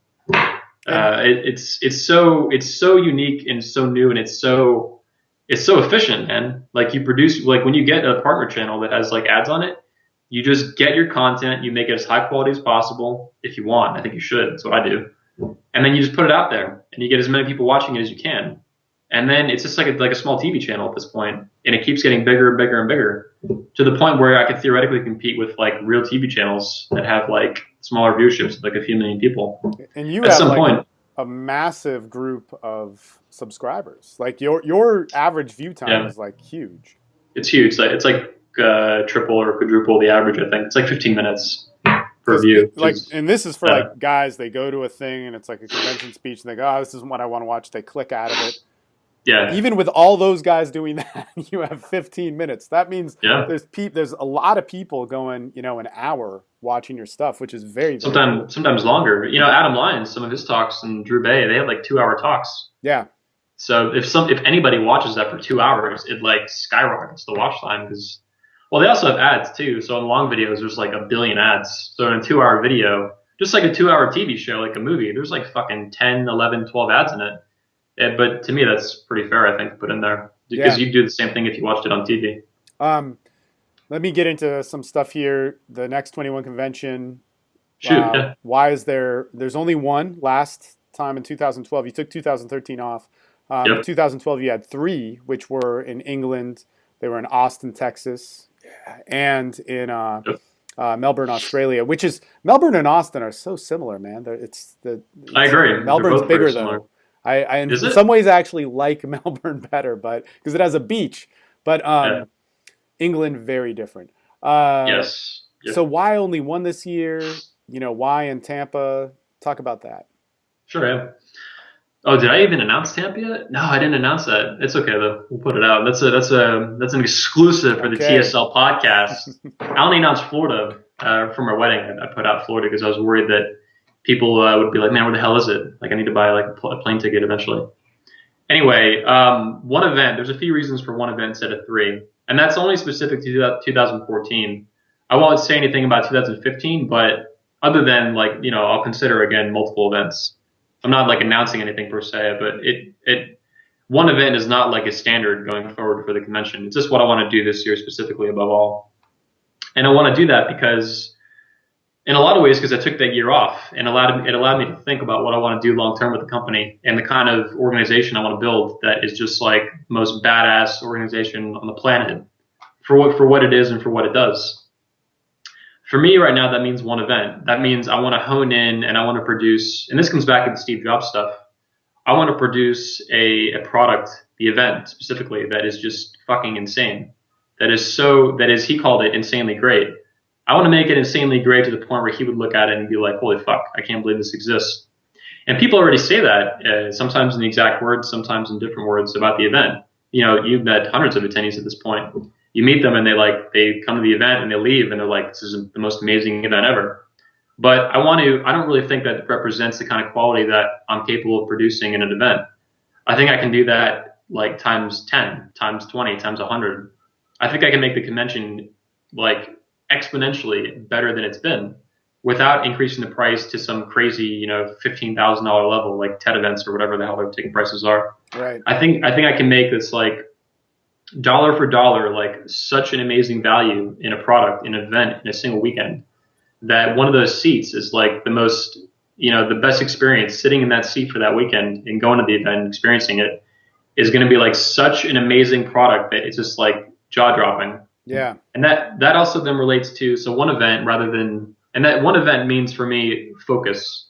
So it's one event that I can focus on perfecting my craft and what I do with building events and being an architect of them. So one event.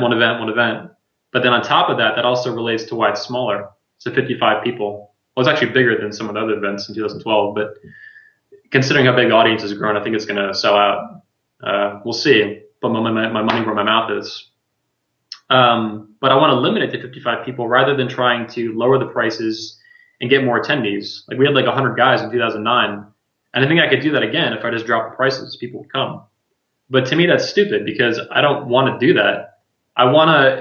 The convention for me is not about helping guys. It's about building an amazing company and an amazing organization that does amazing things and produces amazing products and services that are just like, groundbreaking. They put dents in the universe, as Jobs would say. I really want to keep doing that. And I want to do that better than I ever have. And for me, that means smaller events and keeping it small over time. You've mentioned this probably over the years explicitly, that if the event somehow got too big, it would lose like its soul. It would lose its core of what it is. And I agree. Events I've attended that have a few hundred people at them, 300, 400, 500 people. Paleo Effects, and I'm not saying that they've lost their soul, by the way. This is just how they do their business, so I'm not criticizing it for them. It's what they do. But also like political conferences, like the Liberty Conference I went to with like Ron Paul and stuff. When you have 500 people at an event, it's not the same thing as the 21 convention. Not even close. Obviously, it's not the same thing. But even structurally and how it functions, it's completely different. Being there as an attendee is nothing like being at the 21 convention. And I want to maintain that, like you mentioned with maintaining my integrity. I want to maintain the integrity of the company and of the events. An event has integrity just like a man, and it's just as seldom, to quote from the Fountainhead, sort of. And I really believe that. And what that looks like in reality is limiting it, hard cap of like 55 people, so that it never gets too big to where it now just becomes this like convoluted mess of people that aren't talking, that aren't exchanging ideas, that aren't problem solving, that aren't speaking face to face, one on one. I mean, if you go to the 21 convention and there's 500 people and Doug McGuff or you or Adam Lyons, whoever, you get swarmed by literally 200 people. No one's going to fucking talk to you. It'll just be like this constant photo shoot of iPhones or whatever going off. Like that's okay if that's what you want to do, but that's not what I have envisioned for the company. That to me is not relevant to my goals in my life and building this amazing company with amazing videos and content and ideas and everything. And I think that's interesting with you is the event of the 21 convention is first before the YouTube channel. So a lot of people know it is this event which exchanges all this information, which it does worldwide. But your main goal, what I've seen and what the convention I think obviously shows, is not that. I mean, I've spoken at a lot of them. Mm-hmm. I don't know. I mean, I guess I've missed 2007 and then Sweden 2010. But yeah, I think you're 8. Yeah. But man, I've been at a lot and we've talked a lot, and you've never explicitly said this, but the event is the most important thing. The event, and it truly is. If you've been to the event, it's the most important thing. If you're just watching it on YouTube, totally different experience. Very good. Mm-hmm. I mean, superlative. And what I've always... Go ahead. Go ahead. Jinx. All you. I agree, very, very directly and explicitly, because I think the YouTube channel, it is the quality it is. The videos are the quality they are because the events are so badass, because they're so awesome. What you're seeing in video over time, over many years and eventually decades, they're just like smaller reflections of what actually happened in the first place. You had this amazing event that was then recorded the best way I could at the time, and then divided into videos that were then published to the internet, like books in a way, or just the videos themselves. So yeah, the reason the videos are as good as they are at all is because the events are fucking awesome. And you're right, that is where my focus is. The videos are really important to me too, though, really important. And I'm going to increase that this year as well. That's part of what I'm doing with the company going forward, is we're going to bump video quality through the roof, but also keep that in check. It's already so good. That's what I mean. See, like, just like that. Like, everybody says that. Like, yeah, these videos are awesome. Dude, to me, they're good. But, dude, I know that I'm capable of, like, 100 times better. Like, I want the best. I want the best videos in the world for what they are in our content space, for what I'm doing. I want to have, like, video that's just fucking killer, man. That's really important to me. And I want to hit that this year especially. Going forward, but especially as, like, a new era of the 21 convention, like a new revolution.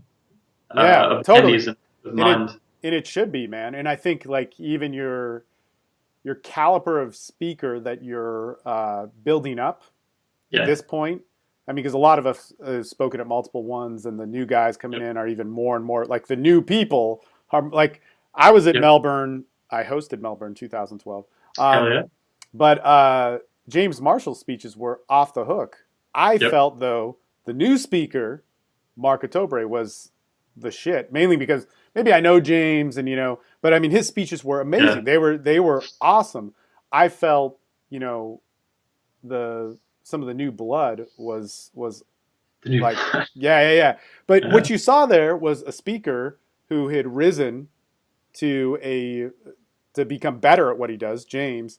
And then you saw this new guy coming in, Mark, who I was Yeah. just like, man, this is fucking awesome stuff.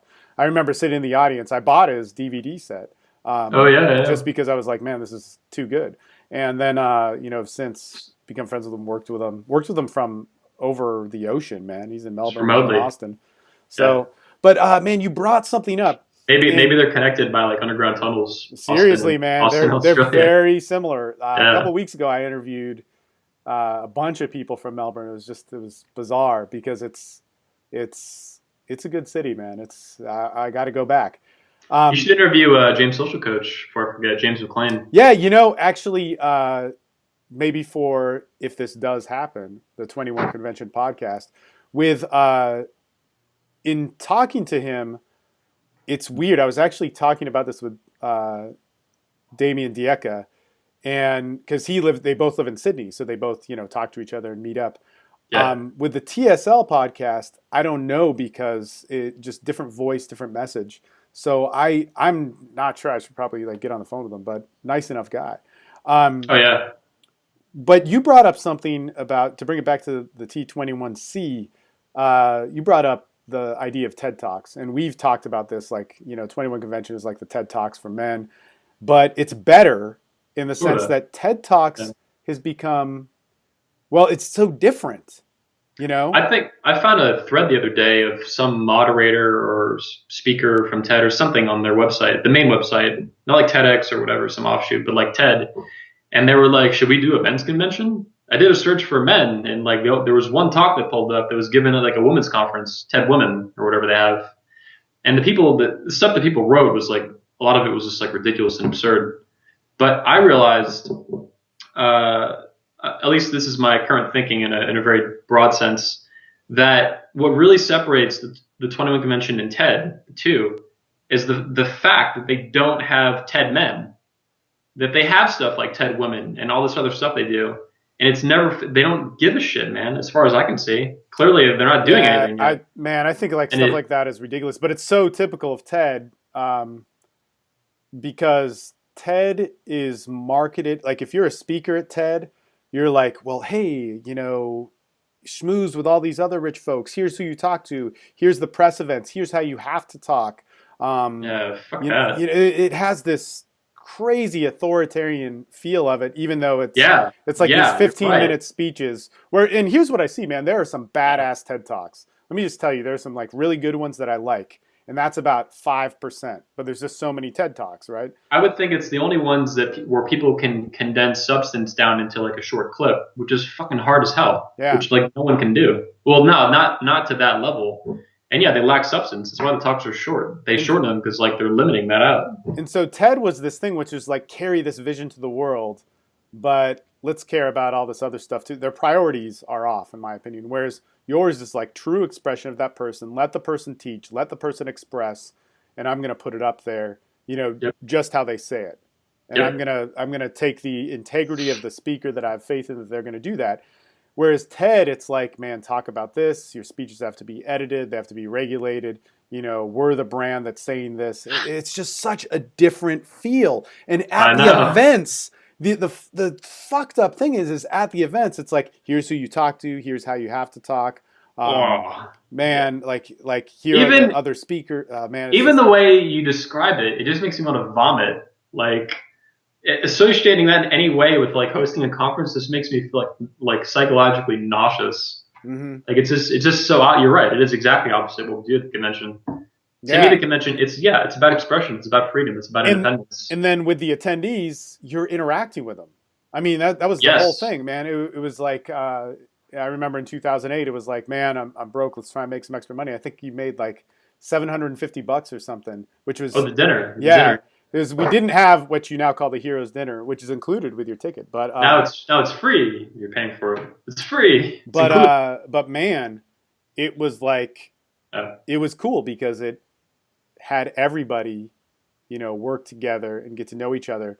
And actually, again, we won't say some names, but at that dinner, you remember, it was divided. Some of the guys sat by themselves. Oh yeah, the coaches, and I was like, what a bunch of assholes, man. And like, come and help these people. And then some of the other dudes who helped then complained because they didn't get enough sales through it. And as I've always told you, it's like, man, if I get invited on the Today Show, I don't get pissed about what I get from the Today Show, which actually, there's all these marketers that have done all this statistics shit. You don't make sales from that. You get some clout or whatever, but you don't really make much presence for being on whatever shows, unless you're on like, as a featured guest for Oprah, but not some 5-minute clip. But at your event, what speakers get is so cool, and attendees, is a great video of themselves, like a broadcast to an audience of basically pre-selected people who are looking for the stuff because you've built up such a brand. And then you interact with so many different guys. I mean, I've made friends with and had life-changing experiences from plenty of people in the audience at the 21 convention, as well as other speakers. But man, attendees, that's the fucking coolest thing, whether they became my client or not. And a lot of times, no. I mean, there's dudes who came from Melbourne that I still talk to. I mean, man, a lot of the volunteers. I talk to Andrew all the time. I talked to I'm brain farting. I talked to this guy Marshall. I talked to who's the dude with curly hair? He was Mike Goldenberg? No. Damn it. Which event? I'm gonna look at Melbourne. Oh, but all the events, man. I'm gonna find him on Quinn. Oh yeah, Quinn, yeah. And just many people, but it's crazy, just massively influential. Now you brought up something about the reason having a men's conference. Actually, first off, was there anything that you wanted to include that we didn't cover with the 21 convention? Yeah, we're talking about this year the change of one event to 3. It's a big change. Yeah. The short version of that, to recap, is that I want to focus on quality to the point where even you will be just in disbelief. If I can make you just come to the event and walk out and be like, "What the fuck did I just attend?" Yeah, that is it's not necessarily my direct goal, but that'd be a really neat consequence to see of my work. To see you and some of the people that are really familiar with it be like, "Holy shit!" And what can you say is going to change or influence that? Not being broke anymore. So this past year, I've actually been able to save up money, and the way I'm pricing tickets, the event's actually going to turn a profit rather than bleed money, which is not good. Bad for business, I hear. So the event I'm not going to be able to. I'll be able to, but I won't. I won't cut corners and carry risks anymore that cause me severe anxiety throughout the event. So, for example, you mentioned the video is great, right? All the videos are great. They come out awesome. They're in HD.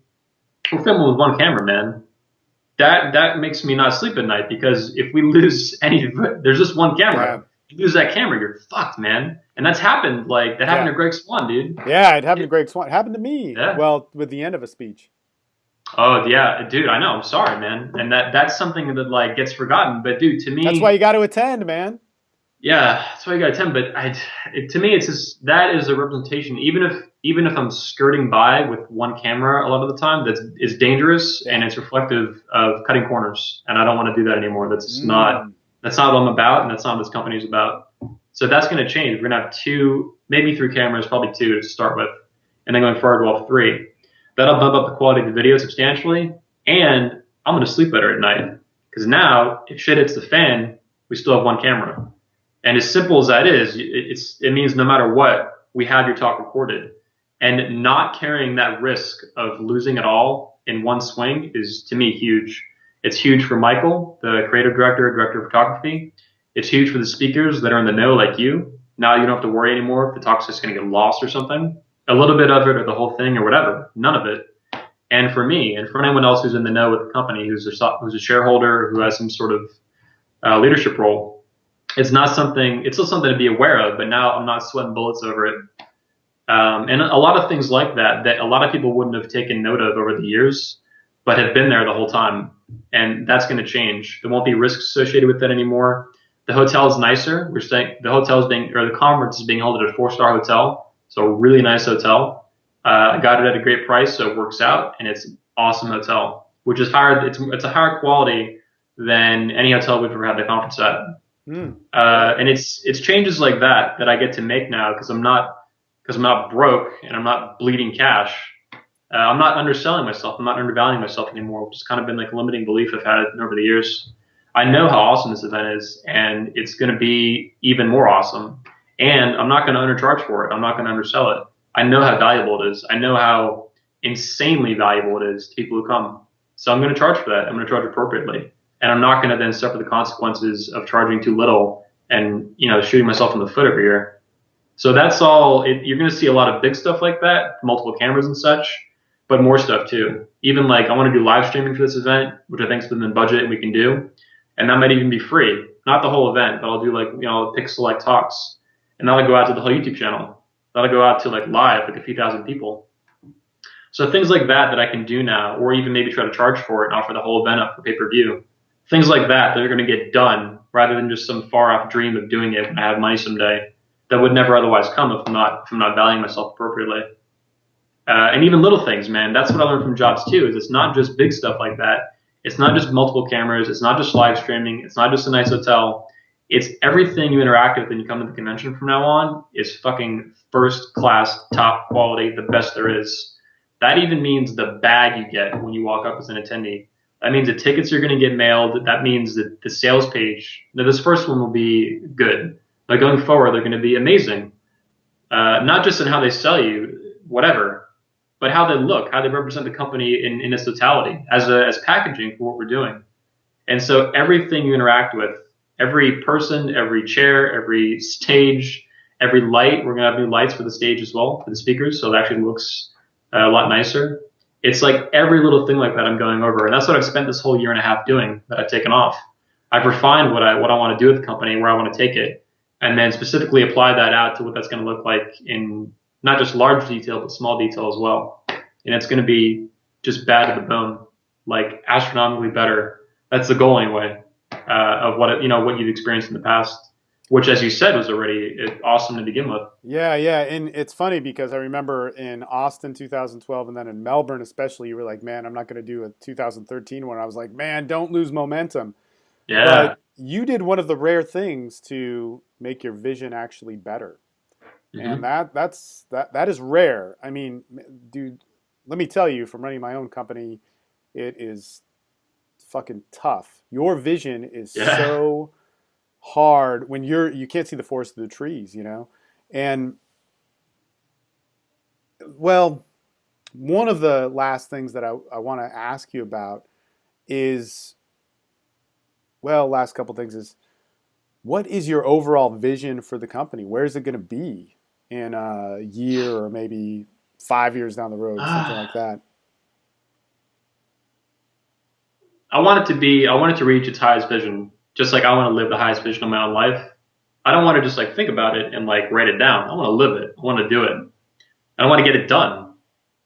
As Greg might say, Greg Swan, his favorite word he said was done, done, done, done, done. Get it done. Why isn't it done? Get it fucking done. That doesn't mean I'm like going to get there and then stop. It means that I'm going to pursue that harder than ever before, which already was hard as hell. And as far as the company, same thing. So it's not just my life, it's the company as well. As an entity in itself, as an end in itself, I want to make it just amazing.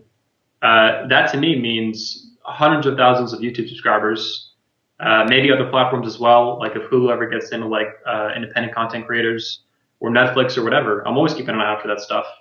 So it's making the company as best as it can, the best it can be, which is probably going to be in some respects as huge as it can be. So not the events, but the online stuff, all that whole online presence, just huge. And I want to make it, a really wealthy company that has options where I can do new things and find new avenues to create new products that are also awesome, that fit the vision of the company and what I want to do with my life. So yeah, I want to make it a really wealthy company. I mean, I keep mentioning Apple. Look at Apple. Apple has such a small market share of what they do with, just say, PCs. but they've been like the wealthiest company on the planet. I look at the twin mention and I'm like, why can't I do that with respect to what I've created and in the context of what I've created? Whether that's greater or not as measurably as high, I don't know, it's probably not as high as Apple at some point. Who knows though? That's the thing, is who knows? Well, why not? I mean, why not? And think about it, like, why not in the sense that you're really the only true men's conference out there. Yeah. Ted had turned it down, and let's talk about that, man. Why is it that there's a women's conference but not a men's conference? There's such a need for it. That's probably a multifaceted answer. So it's probably very complex because there's probably a lot of things going into it. I'm not trying to dodge it. I'm saying like it's not just one thing. It's a representation to me of the organization at its fundamental roots. So what it is, that's why you don't see men's conference. Well, I mean, that's the other thing too. It's like, many companies, Ted, we're kind of harping on them, or I'm kind of harping on them, but it's that the 21 convention is doing something which has to do with your vision and your voice, and that is clear. And the vision and the voice of the individual. Whereas Ted is like, let's do the individual, the vision and the voice of what the culture says. And the culture is saying that, whatever, these issues are cool and favorable and profitable, and then we can put a mask of, we're doing good because we're, these yuppie whatever motherfuckers and yada yada, and we can pat ourselves on the back. And it's such a different voice, man. And it's like watch Damien Dieca's interview, and especially like he said, he's like, man, if I can come to Florida for that convention, I want to come. He would talk about this. He said he would like, I don't care about the dating thing, or he didn't even talk about that at the Melbourne one. He's like, man, I'm going to run out of dating coaches at this rate. Well, he was like, I'll talk about men's issues. I'll talk about whatever, because men are ignored. Men had favors with the law or whatever, but the enforcement of equality is regulation, and then it gets distorted and totally fucked up to the point where it's like they're, feminism or whatever you want to call it, I think may have been there for a reason, but what it has come to is not a good expression of women or equality or whatever bullshit it says that it promotes. It's really a terrible thing. Whereas now men don't have a voice. I mean, it's so huge. In fact, I should probably interview Damien again, because we've talked personally, him and I, and he didn't cover everything that is out there, and so a lot of the stuff that he's researched, which is really, really phenomenal. Taking a step back, you mentioned with Ted, you mentioned this a lot of things, but one thing that I really want to speak to is you mentioned with Ted, like they speak to like this almost like a collective voice. So they're just kind of like a bullhorn for whatever a lot of people are thinking, which is totally fucking opposite what I want to do with the company and what matters to me in life.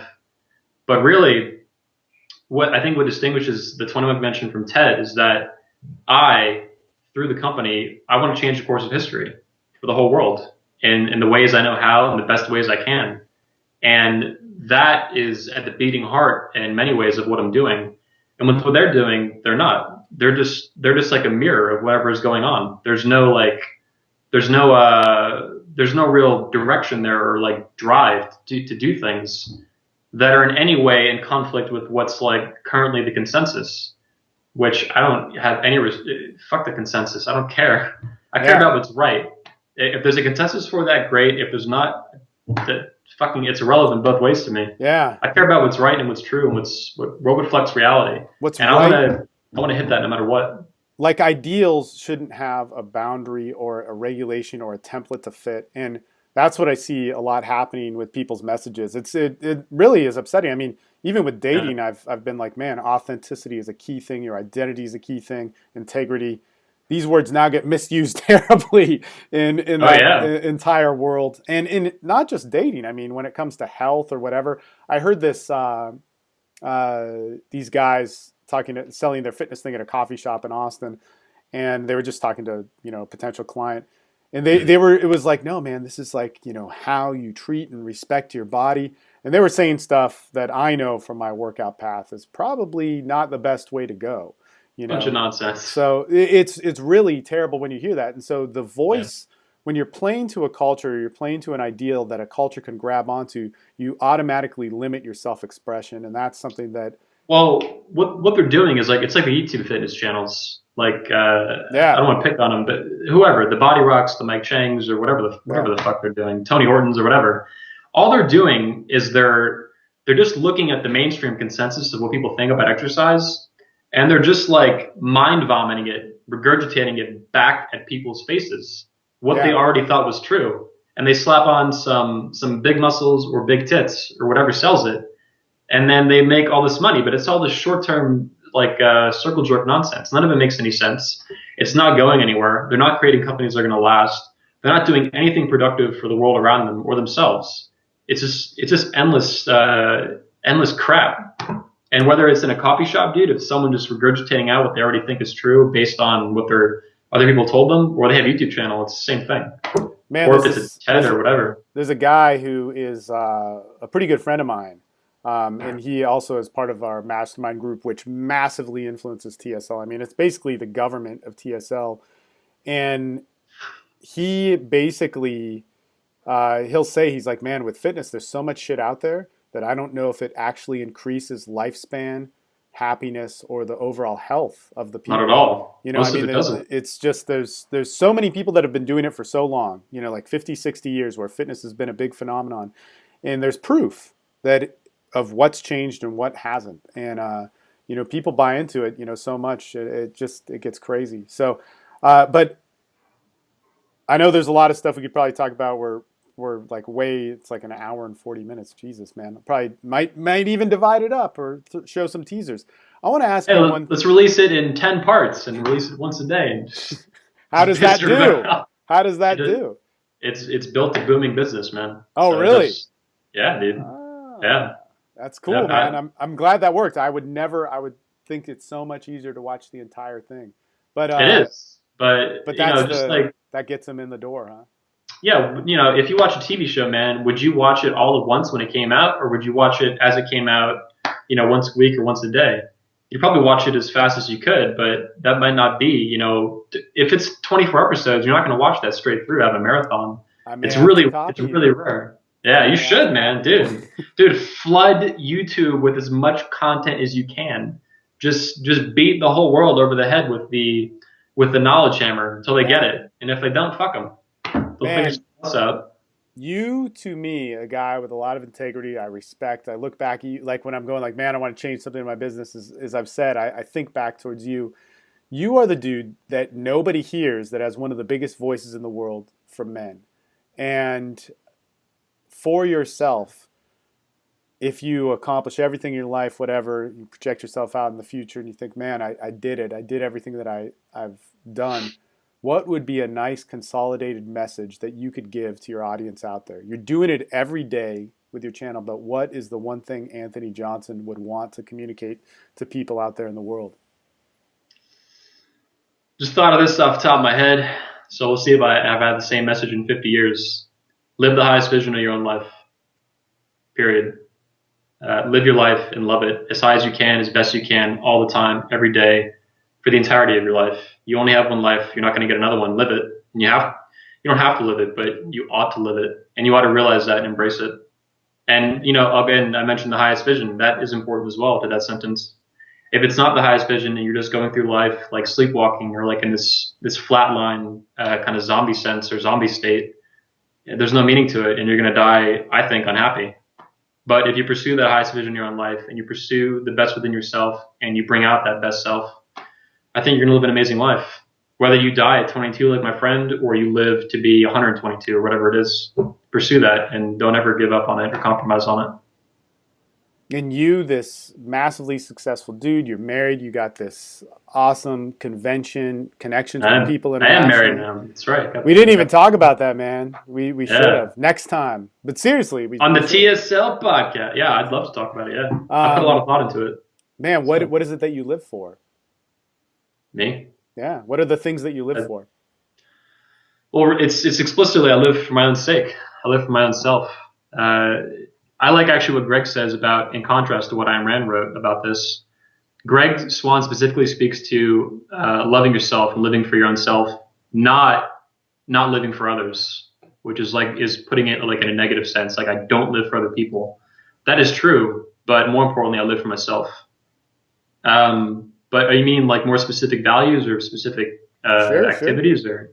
Yeah, whatever it I, is. I, uh, When I say life and your decisions in life, what yeah, comes yeah, into yeah. mind? I like something that I'll steal from Rand. She said once that she'd be willing to die for her philosophy, but she would much rather live for it. And I feel the same way about the 21 Convention. I would die for it, honestly, but that doesn't make a lot of sense to me because I'd much rather live for it. That's the harder thing to do. It's not to throw everything away that I have for the company. It's to live with it and for it and to make it into the best it can be by bringing out the best within myself as well. So they're very intertwined for me and they're very tightly knit. And yeah, that's super important to me. This company, as you know, just like your company, it's not just something I do or something you do. It is like a paramount importance to me in life. Yeah. Um, and it's interesting too because I started as a kid and I've never done anything else really. But even so, I think I made the right call when I was young, and I made the right call sticking with it. And going forward, as far as I can see in the future, I'm making the right call sticking with it and building it into the best it can be, the highest it can be, and the biggest it can be without compromising on itself. I don't have any interest in running a large company that has like thousands of employees, but I do want to build the biggest business I can while keeping it lean and keeping it tight and keeping it focused. And whether that means 5 people or 20 people, or it doesn't matter how many employees, as long as I can maintain that without compromising, that's what matters to me. Beyond that, I have a cat I love, a duck, 2 chickens, a wife. And I love video games. I don't write about this a lot. I do have a small blog for it, but I think video games are really wonderful expression of art and of human life and creativity. It's a really huge, complex synthesis of it. I'm serious. This is important to Yeah, me. I know you're never not It's serious, dude. Yeah, I don't know how not to be serious. You're the same way though, man. Marilee says you and I are a lot alike, especially the way we laugh and the way we're like kids. Like I'm super serious, but I don't take things that other people take seriously. I don't take someone standing in my way for achieving a value as something serious. To me, it's like when someone contacts me about the convention and how it's a dating convention or some shit. Like I don't take it seriously because it's not a serious matter. I laugh at it if it's accusatory or insulting or offensive or something like that. Man. So yeah, that's that. I don't know if that's. I love a lot of. There's nothing I do. I think that I don't. Even if I'm going through sequences of what's important to me in life. So you'll see me blog about fitness or about health or about nutrition or about philosophy or about love or whatever.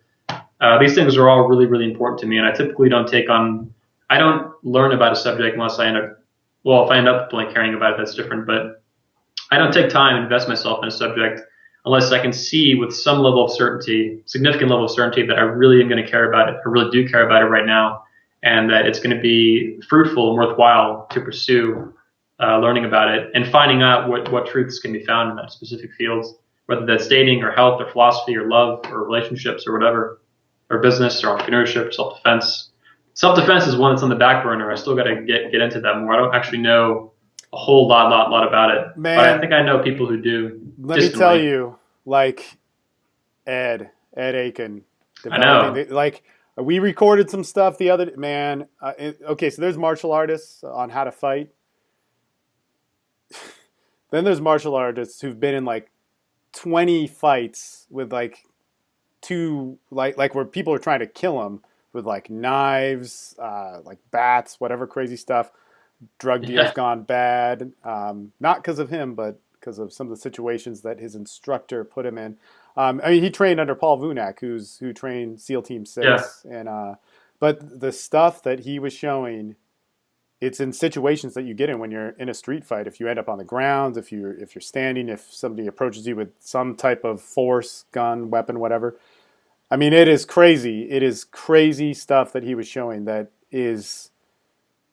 It's like you will not learn in a jiu-jitsu class or a kickboxing class, but if you have a background in those things, it will help you phenomenally.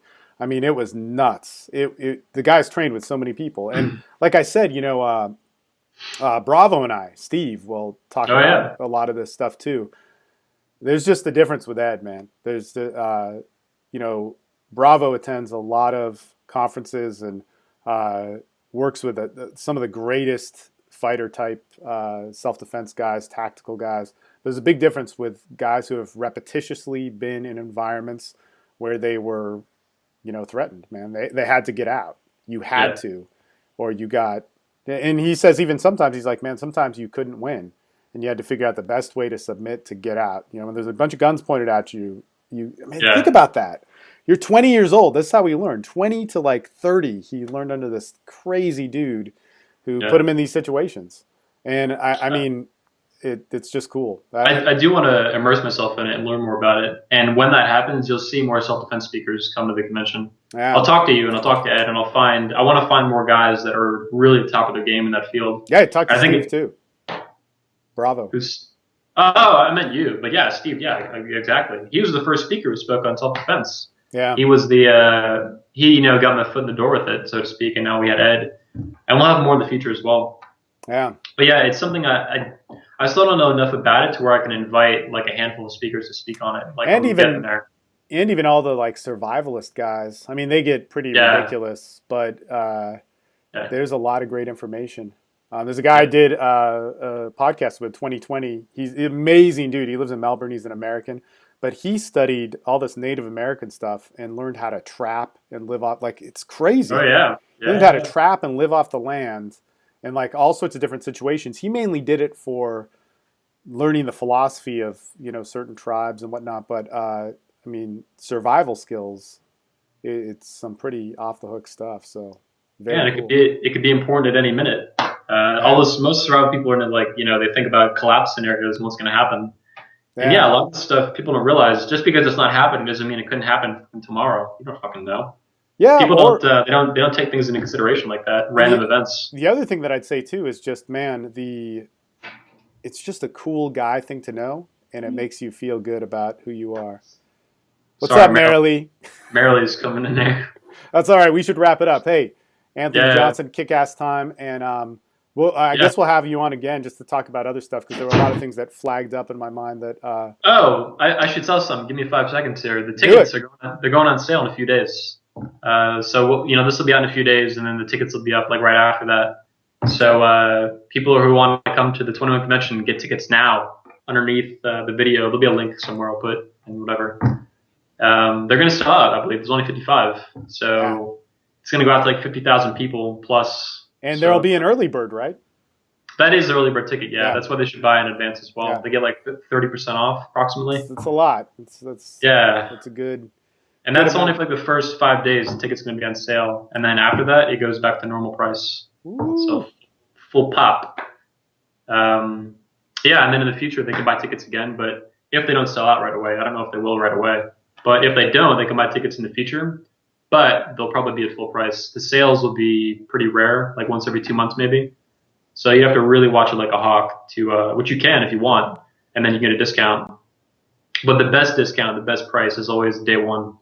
So it's like a pre-order, like on a game. Talk about video games. Pre-order on a game. Well, video games, the prices go down, but tickets, they don't. They go up. So buy now. As they should. Yeah, the event gets closer, so tickets prices will go up, and I think they'll run out at some point. I'd be surprised if they didn't.